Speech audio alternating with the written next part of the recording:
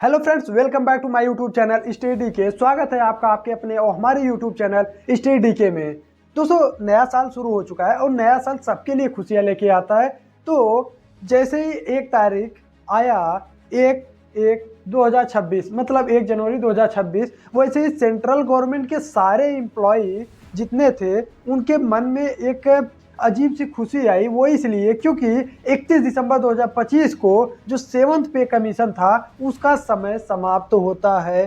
तो क्या जो सेंट्रल गवर्नमेंट की एम्प्लॉय है उनका 8th पे कमीशन लागू होगा 1 जनवरी 2026 से? इस पे हम लोग आज चर्चा करेंगे और ये जानेंगे कि ये पे कमीशन क्या है, क्या 1 जनवरी से ये लागू होगा, पे कमीशन की शुरुआत कब से हुई थी और ये पे कमीशन 8th पे कमीशन इतना चर्चा में क्यों आया और ये संसद में सबसे पहले किसने उठाया और संसद से चलते हुए क्या इसी साल वो लागू होगा या 2027 या 2028 में जाएगा, फिटमेंट फैक्टर क्या बनेगा और कितनी सैलरी बढ़ेगी, पेंशनर को क्या फ़ायदा होगा, ये सारे सवाल एक ही वीडियो में जानेंगे।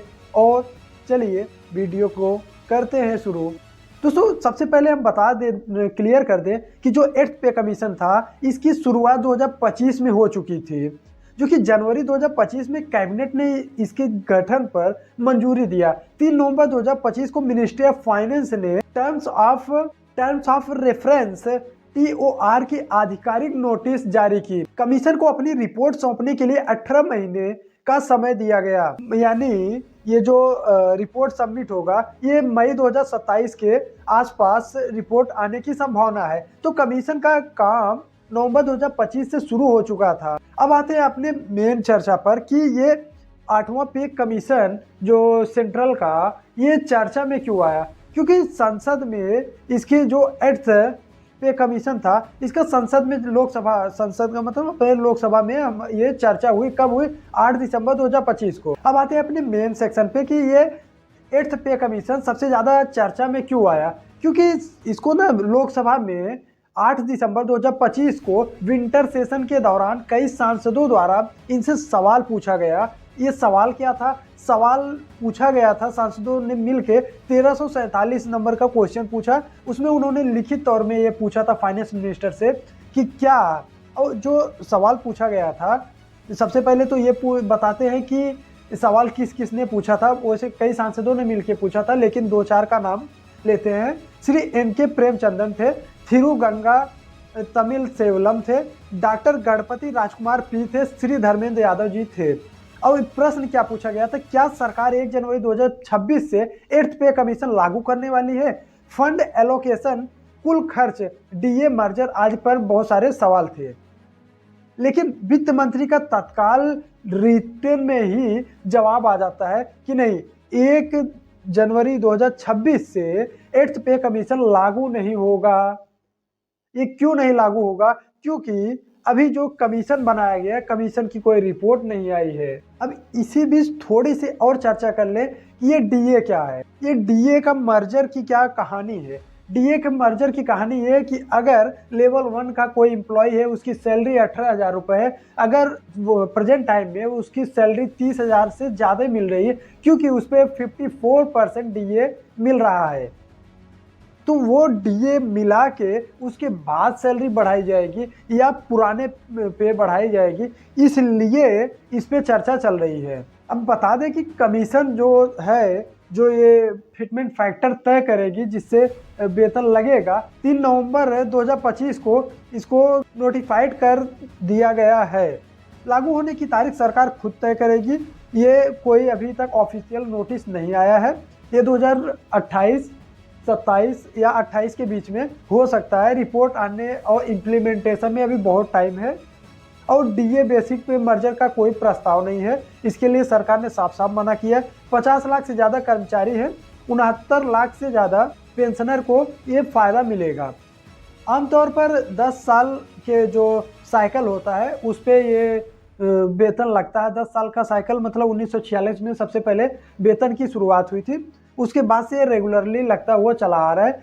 क्योंकि ये वेतन 2016 में लगा हुआ था, तो 2026 जैसे या 2016 में लगा तो 31 दिसंबर 2025 को ये वेतन की जो 7th पे कमीशन था वो समाप्त होता है। तो 8th पे कमीशन स्टार्ट होता है 1 जनवरी 2026 से। अब ये समझते हैं कि अगर ये 1 जनवरी 2026 से ये वेतन बैठने वाला था, मतलब लगने वाला था, अगर ये 2028 में जाके लग रहा है तो क्या एम्प्लॉयज का नुकसान होगा? नहीं, कोई नुकसान नहीं होने वाला है, क्योंकि सरकार इसको एरियर के रूप में ये सारे पैसे को देगी। उसको बाद में या तो एक ही बार में दे देगी या फिर कई बार में करके वो एरियर के रूप में प्रोवाइड करेगी। तो इससे कोई नुकसान नहीं होने वाला है।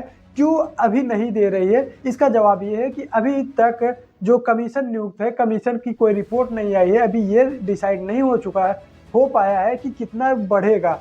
और हाँ, जो न्यूज़ मीडिया वगैरह वगैरह सोशल मीडिया पे बहुत सारी जगहों पे ये जो चल रहा है कि नहीं इतना बढ़ेगा, तो ये अभी अफवाह है, क्योंकि ऑफिशियल कोई डाटा नहीं आया है। क्योंकि 2.57 7th पे कमीशन बढ़ा था, उसके हिसाब से इस बार ये अनुमान लगाया जा रहा है कि 2.15% इस बार भी बढ़ाया जा सकता है।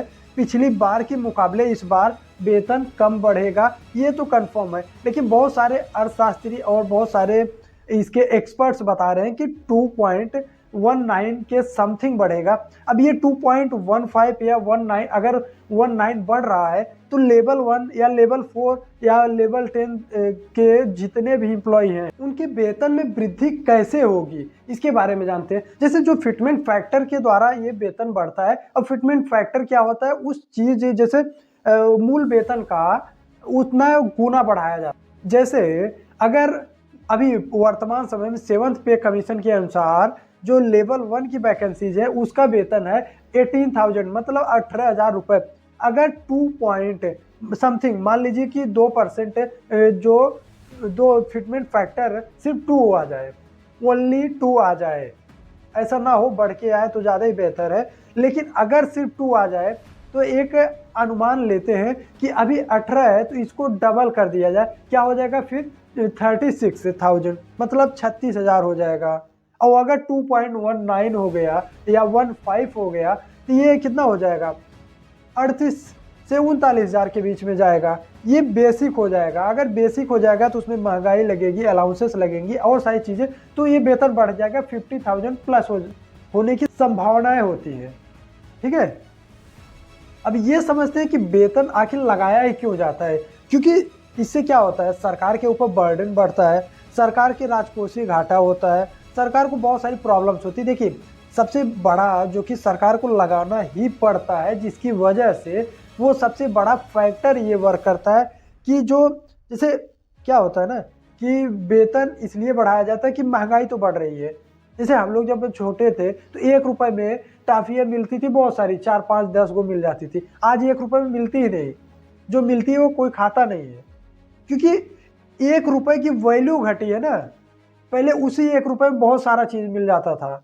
पहले 10 रुपये बहुत बड़ा अमाउंट था, आज के समय में 10 रुपये की वैल्यू उस टाइम के 1 रुपये के बराबर है, मतलब 10% महंगाई इंक्रीज हो रही है। और हमारा जो रिकॉर्ड जैसे चल रहा है, आरबीआई जो डाटा दे रही है वो 6.7 या 6 के समथिंग हमारी महंगाई बढ़ रही है, जो कि अभी बहुत ही बुरी नहीं है, ठीक ठाक ही है।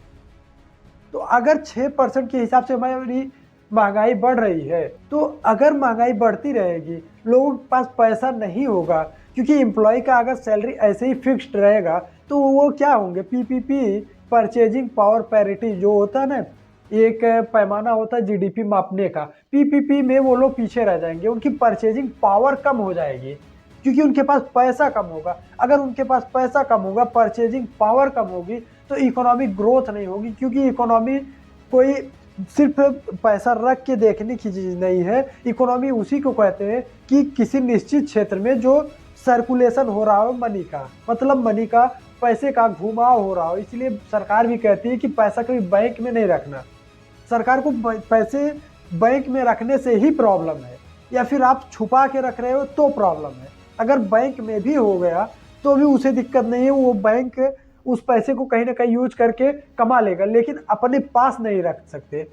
इसीलिए कहते 2 लाख के ऊपर नहीं लेना है।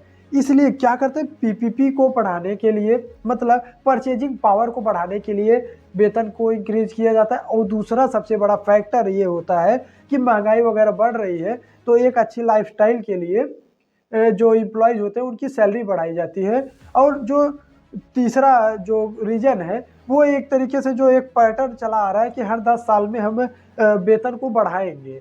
हाँ, बढ़ाएंगे, ये उनका अधिकार है। तो इस हिसाब से उस पर भी बात कर सकते हैं। लेकिन ये चीज़ें याद रखिएगा कि ये सरकार के ही ऊपर है, सरकार इसको कितना मानती है कि इसमें उस पर बर्डन कितना कम आ रहा है या ज़्यादा आ रहा है, उसी से ही पूरा खेला होने वाला है। आई होप ये सारी बातें आपको समझ में आ गई होंगी। मिलते हैं अगली वीडियो में, तब तक के लिए थैंक यू, धन्यवाद।